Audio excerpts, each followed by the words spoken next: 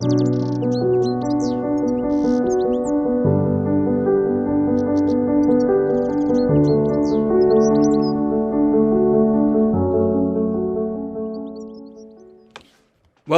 to another myForest tutorial. In this video you will learn what the cutout tool is and how to use it. Cutouts are an area which have been removed from a compartment, sub-compartment or polygon feature. Please note that the cutout area will be subtracted from the area total, which are automatically calculated. Using the cutout tool, you can remove a given area from a compartment, sub-compartment or polygon feature.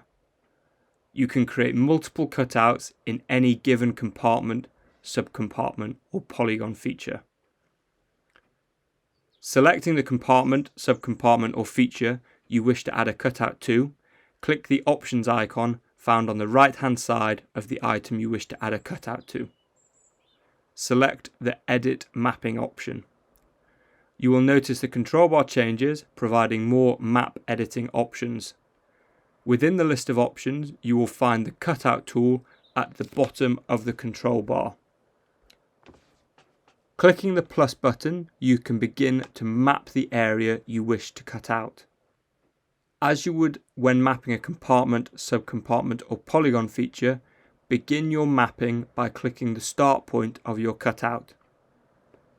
Using consecutive clicks, map around the boundary of the area you would like to cut out. Please note you can cancel your mapping at any time clicking the Cancel Cutout button. To complete your drawing, click back in the red circle which marks your starting point. Your cutout will be added to the cutout section in the control bar. You can add multiple cutouts. To delete a cutout, click the trash icon found on the right hand side of the cutout you wish to delete. You will also notice the cutout area is indicated on the right hand side of each individual cutout. To save your cutout, click the green Save button. You'll return to the standard view.